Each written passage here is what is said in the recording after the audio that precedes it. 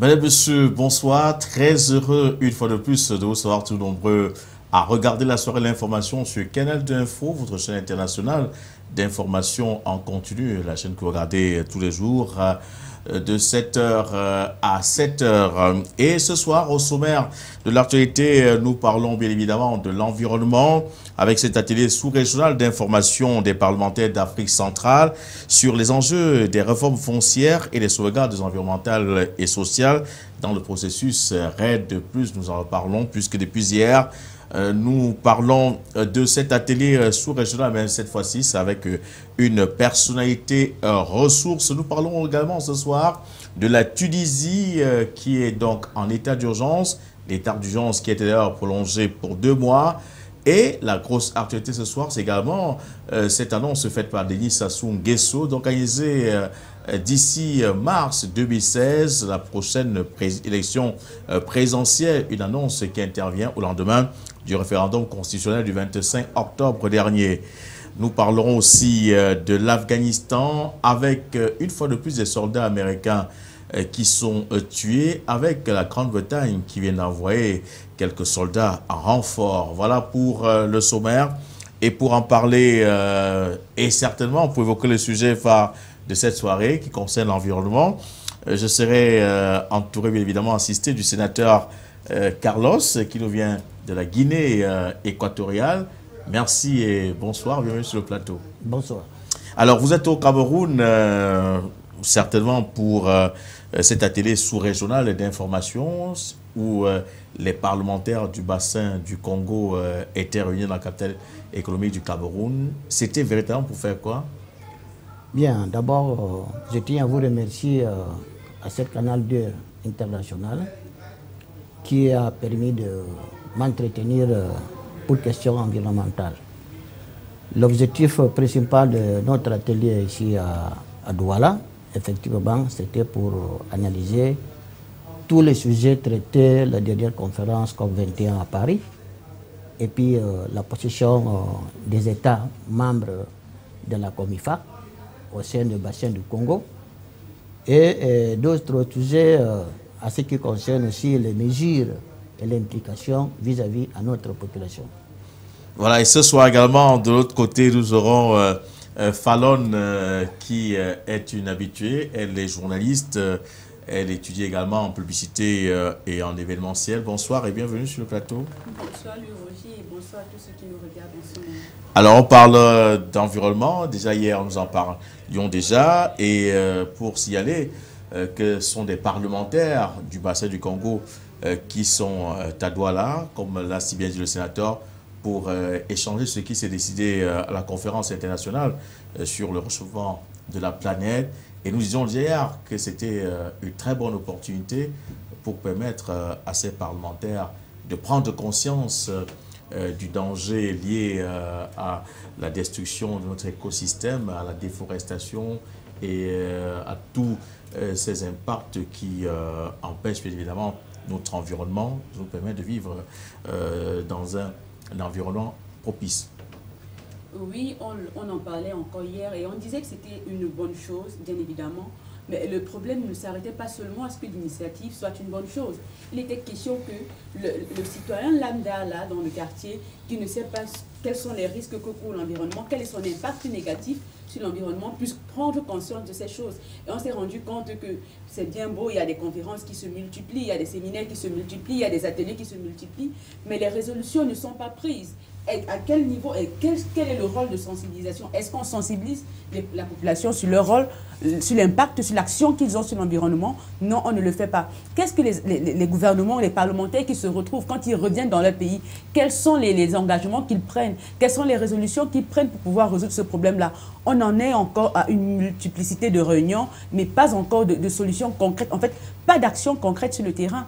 Alors, sénateur, il est question, bien évidemment, que ces parlementaires-là, dès leur retour dans leurs pays respectifs, qu'ils essaient quand même d'implémenter tout ce qu'ils ont appris. Alors, comment cela va-t-il se passer? D'abord, il faut tenir conscience, la réunion du COP21 à Paris, il y a eu la présence de plusieurs chefs d'État.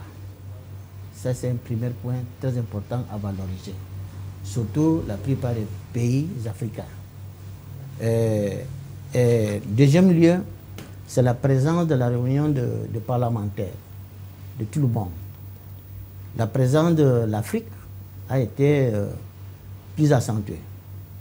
Donc, la préoccupation pour la déforestation, la dégradation, le changement climatique en général, je crois que cette fois-ci, les chefs d'État, ils ont pris des engagements.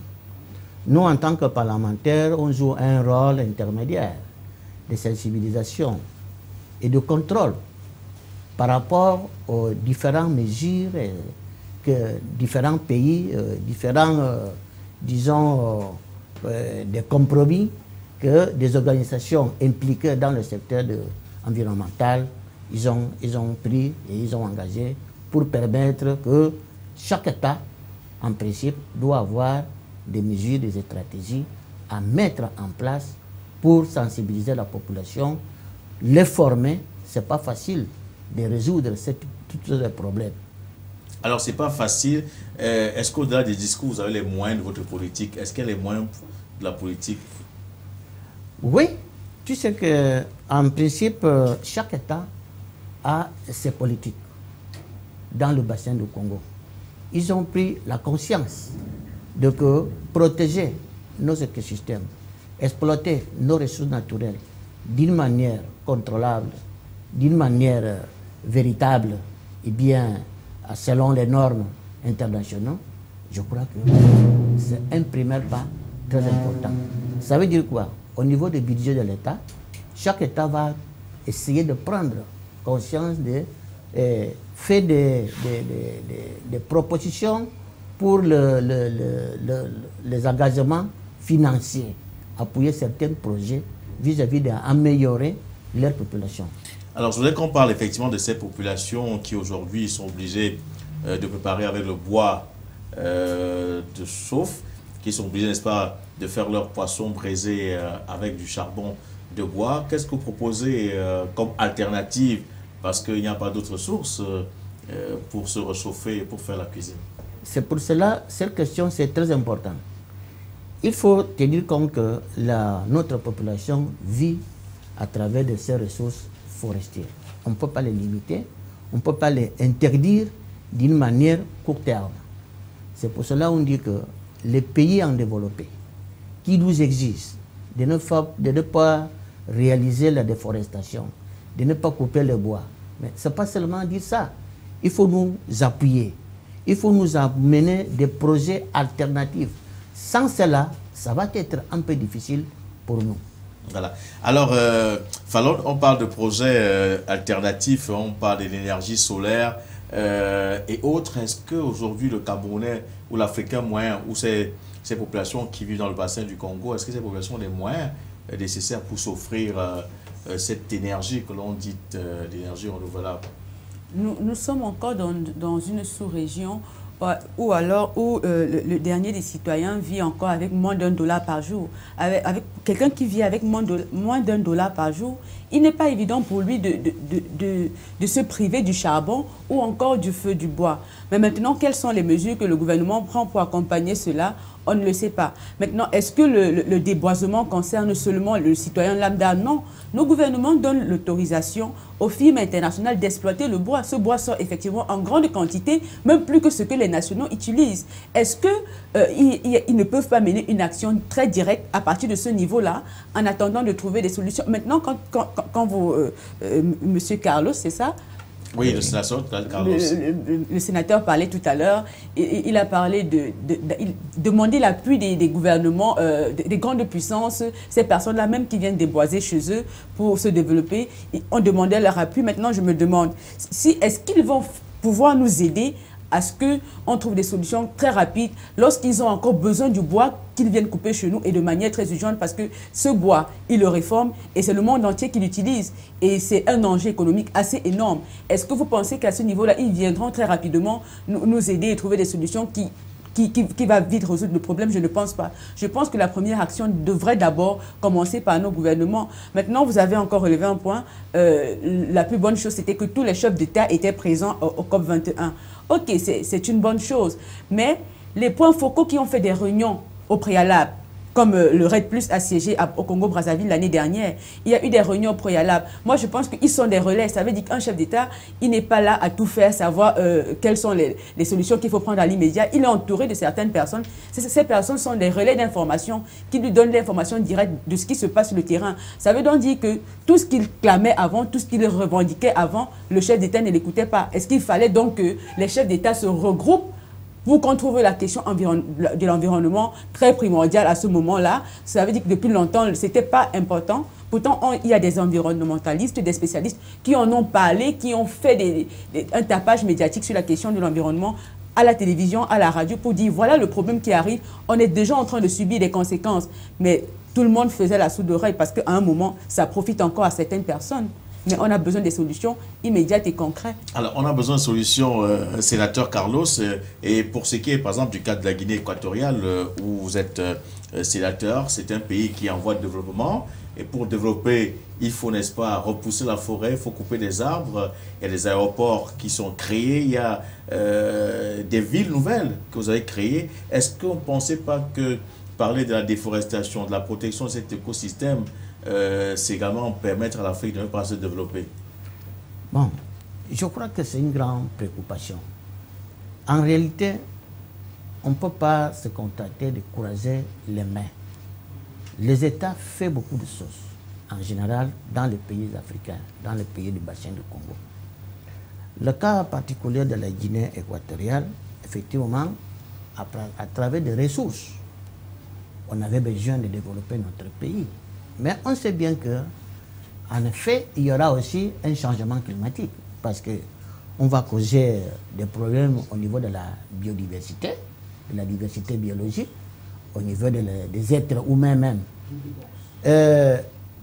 C'est quelque chose que chaque État a pris déjà conscience depuis longtemps.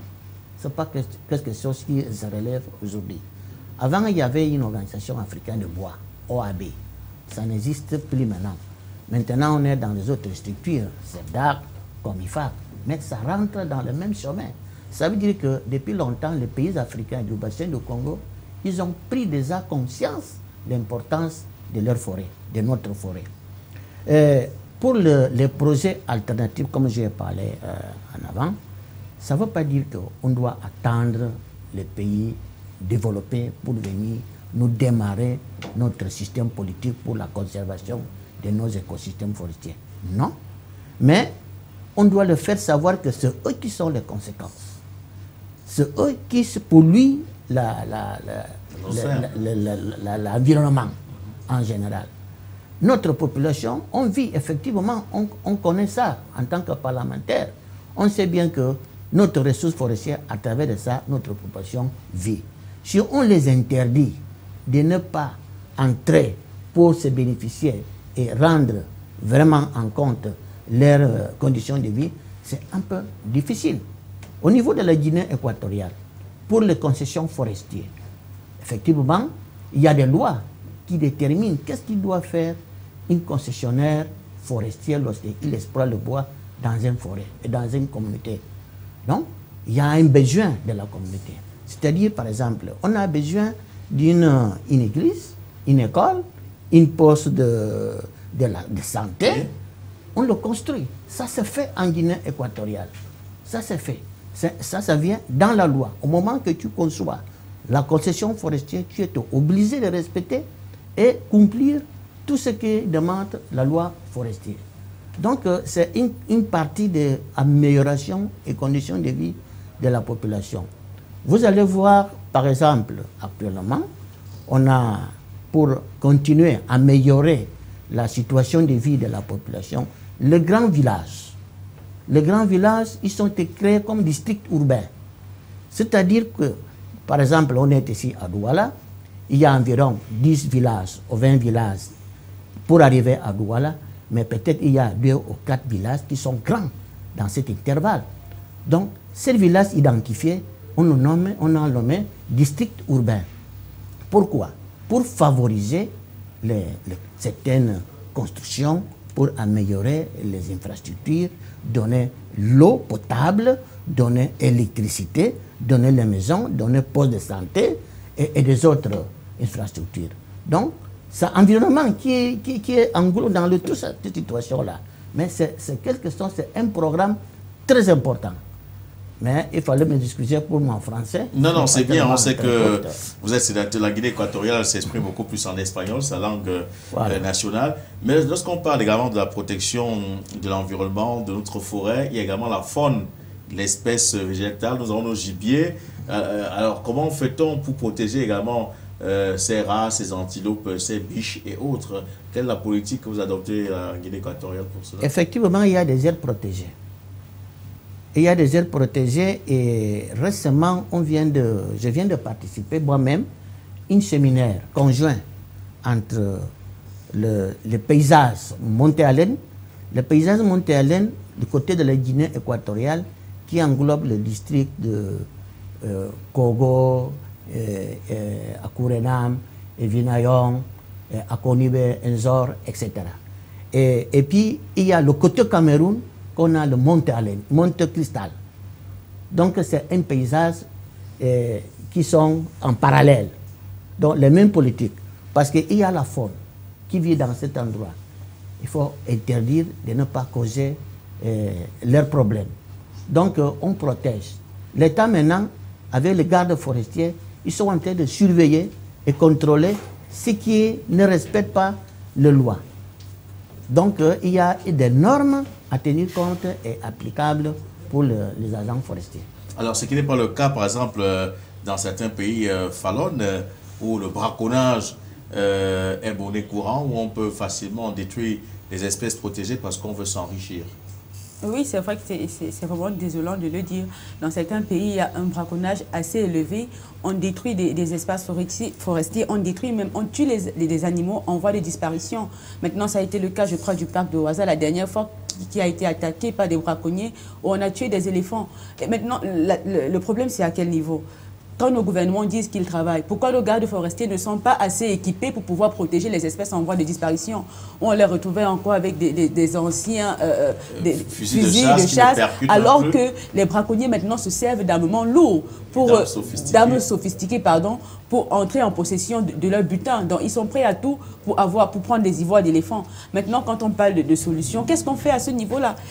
Comment est-ce qu'on agit? Pourtant, on a, dans un pays comme Seychelles, quand on parle du déboisement, pour construire là-bas, quand tu achètes une parcelle de terrain et que tu veux construire et que ça s'étend sur des mètres carrés où il y a assez de bois, on te donne l'autorisation de ne déboiser qu'une petite partie et que ta maison doit être encore entourée de cet espace-là. C'est un pays qui a réussi à se développer, mais sur la base de ses ressources naturelles. Partout là-bas, on n'a pas besoin d'édifices très modernes. On voit encore des édifices bien construits avec des fleurs, avec des arbres tout autour. Et c'est ça qui fait en sorte que Seychelles soit très particulier. Mais maintenant, ici, il y a des personnes qui achètent des grands hectares de terrain, ils déboisent partout pour se construire des villas. À ce moment-là, qu'est-ce que le gouvernement fait? Qu'est-ce que le gouvernement prévoit comme solution pour protéger cet environnement-là, avec ce genre d'action? Bon, vous savez, madame, je n'ai pas, le technicien là, je ne connais pas son nom. Fallon. Je crois que, madame Fallon, votre préoccupation, c'est important. Je ne suis pas là en qualité de gouvernement. Je suis en qualité de député, de sénateur. Je suis représentant du peuple. Vos préoccupations, c'est ma préoccupation. Vous voyez? Donc, nous tous, on doit être ensemble. On doit travailler ensemble. On ne peut pas dire que le gouvernement ne fait pas cela ou bien le Parlement ne fait pas cela. On travaille ensemble. C'est une grande préoccupation. Tes préoccupations, vous me les transmettez. Donc, moi, je demande au gouvernement, à travers les dispositions que vous avez prises, qu'est-ce que vous avez fait dans ces camps-là? Je crois qu'à travers de cette COP21 et la volonté de la présence de plusieurs chefs d'État dans le monde n'est jamais enregistrée dans cette conférence de COP21 qui a eu à Paris récemment. Ça veut dire quoi? Ça veut dire que le président de chefs d'État ont pris conscience. Il y a des préoccupations, comme vous voulez les signaler actuellement. Donc, il y aura les solutions. Tout simplement, c'est la volonté politique qui prenne en considération. On est là pour notre population. Si on n'arrive pas à défendre notre population, à quoi on va servir pour rester là? Donc, soyez tranquilles, tous les États membres au sein de la COMIFAC, on ne va pas attendre les ressources qu'ils vont nous fournir pour démarrer notre RED+ vers la conservation d'une manière soutenable. sostenible. Donc, ce n'est pas à leur attendre. Tout simplement, on doit les manifester que vous êtes les conséquences. Mais nous-mêmes, on va avoir l'idée, la conscience, la responsabilité de mettre en place des structures, d'un plan d'aménagement, un plan de protection pour l'environnement. Alors, je voudrais qu'on sorte, monsieur le sénateur, si vous me permettez, Carlos. Alors, après cet atelier de Douala, qu'est-ce qui vous avez retenu? Quelle est la prochaine étape? Je crois que l'atelier là a été un atelier très important et tombe bien au moment que vous venez de terminer la COP21 à Paris. On a analysé au sein de l'espace de la COMIFAC, du bassin du Congo, et toutes les préoccupations. Il y a des États qui ont présenté certains programmes en ce qui concerne RED+ avancés, comme la RDC, et il reçoit certains financements, et puis la République du Congo aussi, même le Cameroun. Donc ça a été une séminaire d'information, puisque tous les pays doivent prendre conscience importante. Le rôle des parlementaires, c'est être impliqué. Le parlementaire doit être impliqué dans les affaires de questions de sauvegarde environnementale et sociale. Et les populations autochtones, la société civile, les ONG, ce ne sont pas à l'écart des préoccupations que nous sommes en train d'amener. Il y a des institutions. Cette institution, c'est nous les parlementaires qui les représentent. Leurs préoccupations, c'est à nous. Mais il faut savoir que cette structure, parfois, ils reçoivent les fonds de l'extérieur en marge de l'État. Mais ils ne sont pas armés de l'État. Ils sont de l'État. Ils pensent que les fonds qu'ils reçoivent à l'extérieur pour démarrer un certain programme pour la protection environnementale, l'État, il ne sait pas. Non. Au contraire, c'est l'État qui le permet de développer cette situation. L'information doit circuler. S'il n'y a pas d'information, il faut amener des projets conjoints. Cela, faire cela, et l'autre fait l'autre, alors que vous aboutissez dans les mêmes choses. Ça ne sera pas bon. Ça va permettre que parfois que l'État ne veut pas intervenir. Donc c'est pour cela, la coordination entre le gouvernement, le parlementaire, la société civile, la population autochtone doit être bien maîtrisée dans la prochaine évolution de l'application des décisions qui ont pris dans le COP21. Merci, sénateur Carlos I. Obama Zan, d'être venu et d'échanger avec nous sur cette question assez importante, sur cet atelier qui s'est achevé ce jour sur les questions d'environnement, sur les questions environnementales. On va poursuivre avec la soirée de l'information, avec d'autres sujets si vous le souhaitez bien. On va parler du Congo, Brazzaville, avec Denis Sassou Nguesso qui annonce pour le mois de mars la tenue d'élections présidentielles. Alors, Falon Tchouya, c'est une information qui arrive, on peut le dire, à un très bon moment. Déjà qu'il y a quelques jours, le 25 octobre dernier, c'était le référendum constitutionnel qui donnait déjà quitus au président Denis Sassou Nguesso d'organiser cette autre consultation populaire. C'est vrai qu'il fallait s'y attendre de toutes les façons. C'est le projet, c'est l'itinéraire de tout chef d'État qui, à un moment, dans son régime, change la Constitution. On s'attend le plus souvent aux élections anticipées. Et parce qu'à ce moment où le référendum a eu lieu, qu'il a maintenant le droit de faire ce qui lui semble bien, ce qui cadre avec ses projets, les institutions présentes sont d'une manière illégitime. Il faut maintenant les légitimiser en organisant des élections anticipées. Là, maintenant, il est dans son droit et je pense que depuis le début, ça a été son idée, ça a été son projet et il arrive à bout. Parce qu'à ce moment, quand on lance les élections anticipées, l'opposition est encore fragile, l'opposition est dans le désordre. Ils ne sont pas préparés à cette élection-là et il maximise ses chances de gagner à ce moment.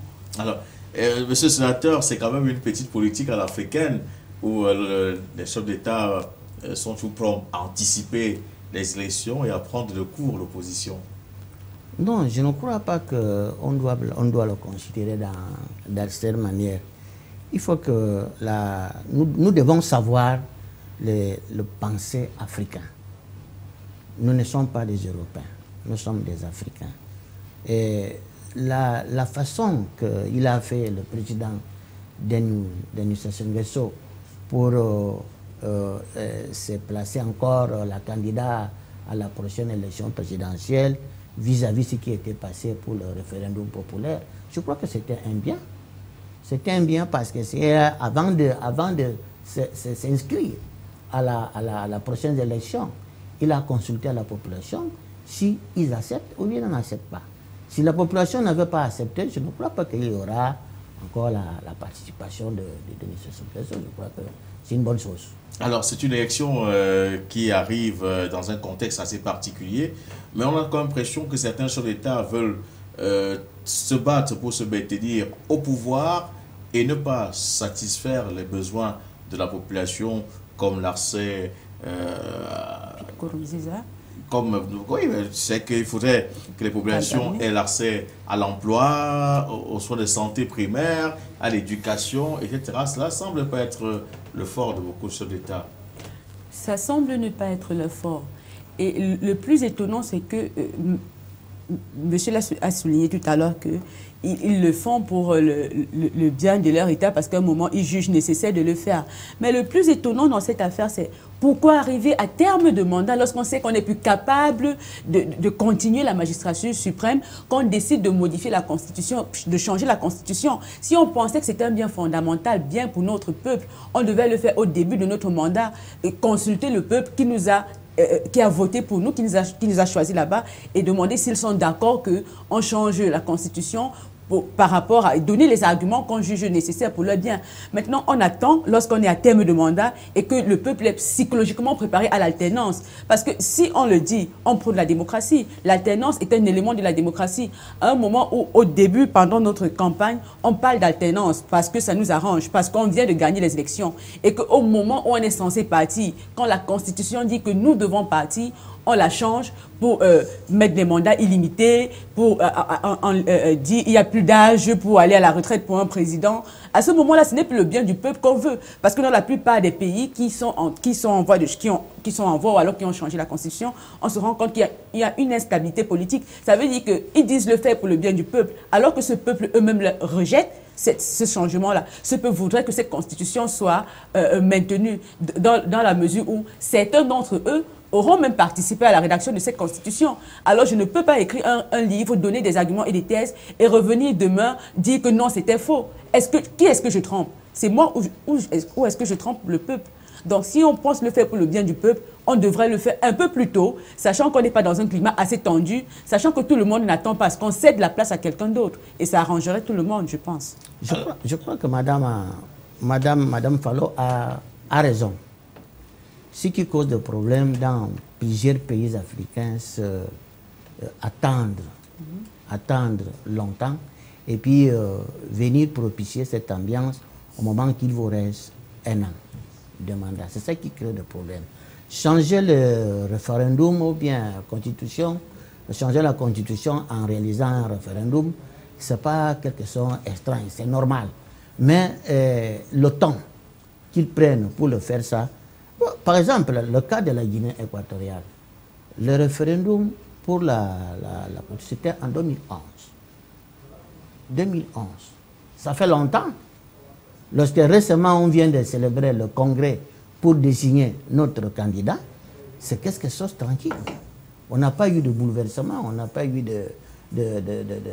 Tout le monde était d'accord que... Tout le monde était d'accord. Tout le monde est d'accord. Donc, ce que vous voulez, ce que vous venez de signaler, je suis d'accord avec toi. Je suis d'accord avec toi. Ce que moi, je ne suis pas d'accord, c'est que des choses comme ça aussi entraînent des confusions dans le pays. Il faut avoir la patience, parce que ce qu'on veut la population, c'est la stabilité, c'est la paix et c'est le développement. Parce qu'il n'y a pas la paix, on ne peut pas faire rien. On ne peut pas s'asseoir comme on est assis maintenant. Moi, je ne peux pas venir ici pour me parler. Effectivement, quand lorsqu'on parle de paix et stabilité, c'est un peu l'exemple de la Guinée équatoriale aujourd'hui, où le président Théodore Obiang a quand même réussi à contenter tout le monde. Il y a des pôles de développement un peu partout. Le pays est en chantier et chacun y trouve son compte. C'est pour cela que vous l'avez renouvelé votre confiance. Oui, oui, effectivement, parce que pas question que moi je suis du PDGE, c'est parce que réellement toute la population entière, il apprécie la façon de gérer que le président Obiang est en train d'amener en Guinée équatoriale. C'est tout simplement ça.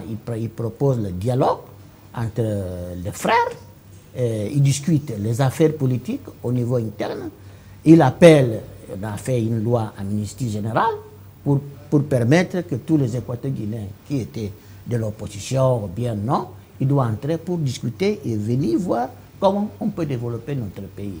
Alors là, c'est une très bonne idée. Alors le ministre de l'Intérieur, dit le président Denis Sassou Nguesso, qui s'est adressé à ses compatriotes, il dit qu'il va voir le ministre de l'Intérieur pour qu'il puisse élaborer un projet de loi électorale, pour mettre des nouvelles dispositions pour la préparation, l'organisation du moment du scrutin. Est-ce que d'ici 3 mois, ça pourrait être possible?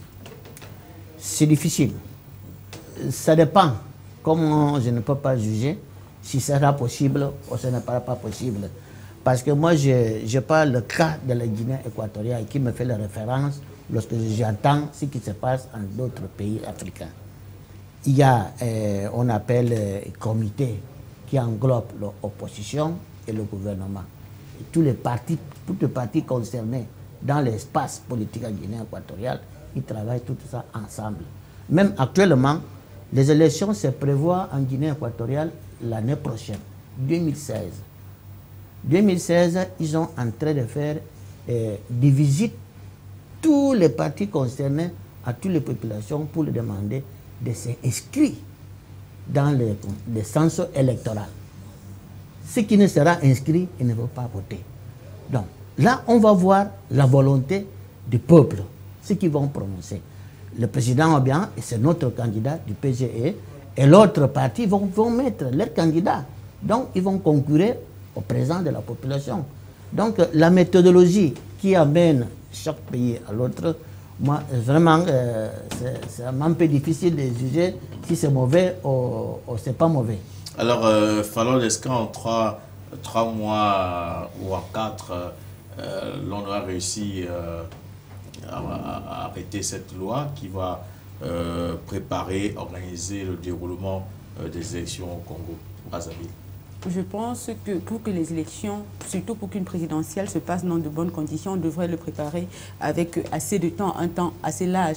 Mais maintenant, lorsqu'on est dans un contexte assez particulier où une seule personne voudrait avoir mettre de son côté toutes les chances, je pense que c'est dans les normes, 3 mois, c'est assez court, mais vu que personne ne peut faire autrement, il a toujours eu à réaliser tout ce qu'il veut et il parviendra à organiser ses élections en 3 mois. Du moment où il va mettre à la disposition toutes les ressources nécessaires qu'il faut, il le fera. Alors, mais moi, je m'excuse. Oui, mais je crois que le gouvernement qui amène Denis Sassou Nguesso, il ne travaille pas seul. À mon avis, ils ont de l'expérience. Ce n'est pas la première fois qu'ils font les élections présidentielles. Donc, le ministère de l'Intérieur, je ne crois pas qu'il va travailler seul. Il va travailler ensemble avec tous les partis concernés. À mon avis, je pense que s'ils arrivent à organiser bien, tout ça, ça peut partir bien, sans problème. Ce que nous espérons, bien évidemment, pour ce qui est de cette présidentielle qui est annoncée au Congo-Brazzaville au mois de mars. L'annonce a été faite par Denis Sassou Nguesso, qui va certainement être réélu. C'est une évidence. Et la situation un tout petit peu critique en Tunisie, avec l'état d'urgence qui a été prolongé pour 2 mois. C'est à cause, bien évidemment, de cette menace terroriste. On se souvient, il y a quelques semaines, un djihadiste avait fait exploser sa ceinture dans un bus de la garde présidentielle, avec pratiquement une vingtaine de morts. Êtes-vous d'accord que cet état d'urgence aujourd'hui soit prolongé pour sécuriser les populations et les édifices publics? Je crois que c'est vraiment, d'abord, c'est une grande préoccupation pour nous tous en tant qu'Africains, ce qui est en train de passer en Tunisie. Le terrorisme qui cause des problèmes On ne sait pas les raisons, mais c'est quelque chose qui entraîne une instabilité dans le continent africain. Parce que lorsque un pays est inestable, tout le pays est affecté.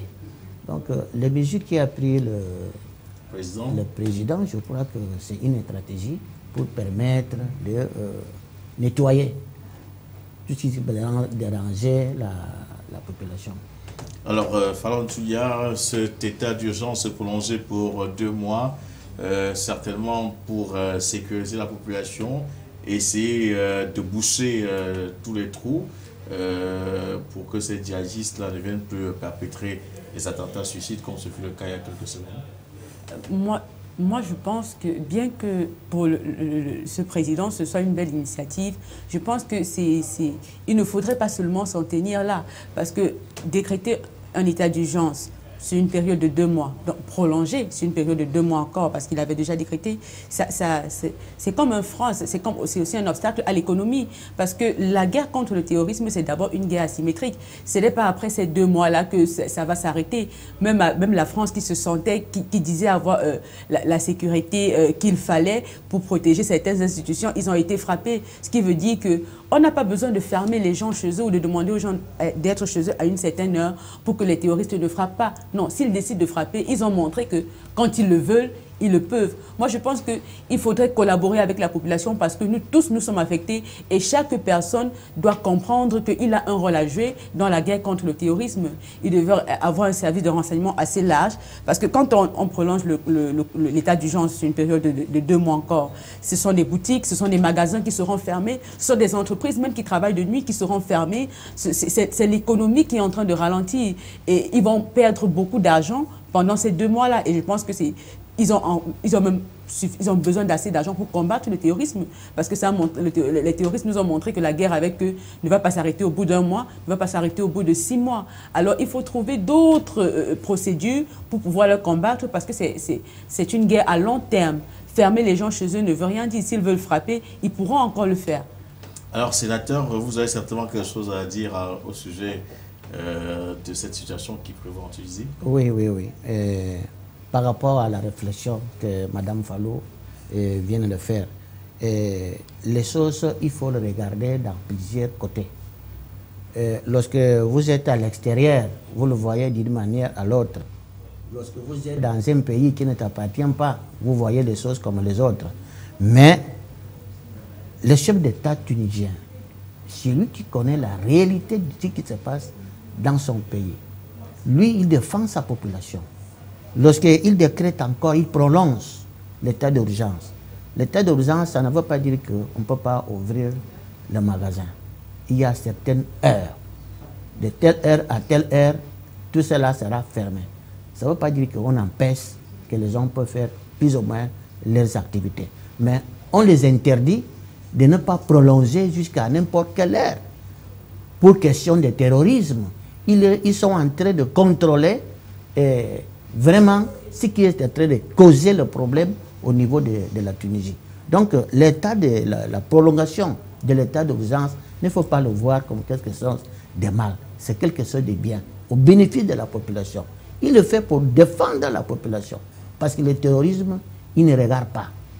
La balle, il n'a pas de jeu. Il tue à n'importe qui. Donc, soyez tranquille. Le président tunisien va résoudre et va élever l'état d'urgence qui était récemment prolongé en Tunisie. Alors, je voudrais qu'on sorte bien évidemment avec la politique. Vous menez du côté de la Guinée équatoriale pour lutter contre le terrorisme. Est-ce que vous avez une loi? Quelles sont les techniques que vous adoptez là-bas pour qu'un jour Boko Haram ou alors que ces djihadistes-là ne viennent pas détruire ce qui est en train d'être construit? Non, vous le savez, moi j'ai dit ça en avant, lorsqu'il y a une instabilité, un problème dans un pays voisin, tout le monde sont concernés. Nous ne sommes pas tranquilles en Guinée équatoriale. Boko Haram, ça nous surprit au Cameroun. Ça veut dire quoi? Ça va arriver en Guinée équatoriale. Vous suivez les infos. À chaque moment, il y a des gens qui ont été tués, ils ont mort, quelque chose de bizarre qu'on n'a jamais vu en Guinée équatoriale. Donc c'est une préoccupation. Donc la seule chose que l'État de la Guinée équatoriale est en train de faire, c'est transmettre le message à toute la population.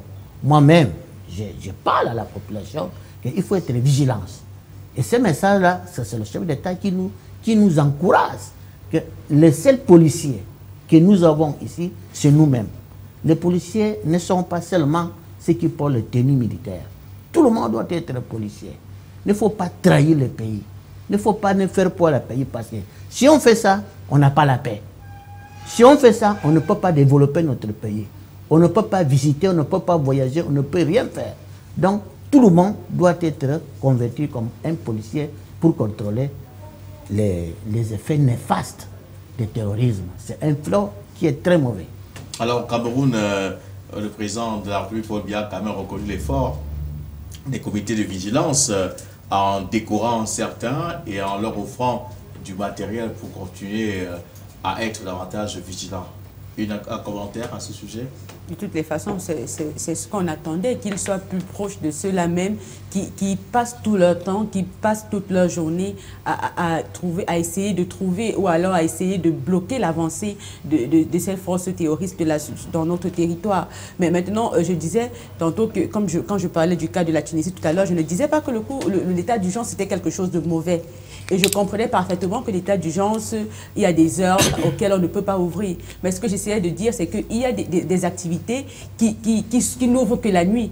Il y a des gens qui ne travaillent que la nuit. Mais maintenant, empêcher ceux-là de travailler constitue également un frein à l'économie.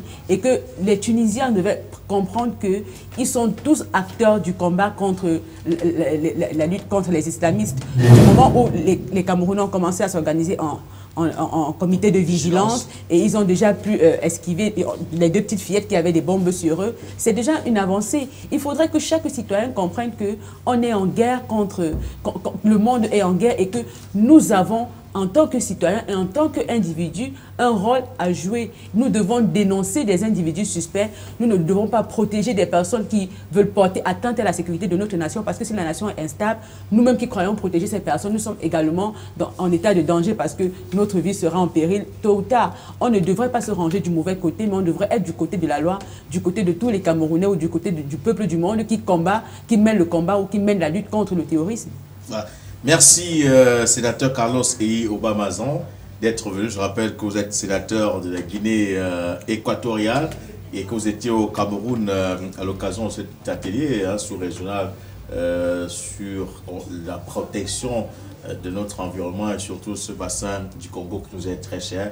Merci d'être venu et d'avoir accepté d'échanger avec nous sur ces quelques questions. Merci à vous. Alors, Falon Tounia, merci une fois de plus d'être venu. On se retrouve demain certainement pour la matière d'information. Oui, à demain. Madame, Monsieur, c'est ici que s'achève cette soirée de l'information sur Canal d'Info, votre chaîne internationale d'information en continu. Retrouvons-nous demain pour la matinale de l'information.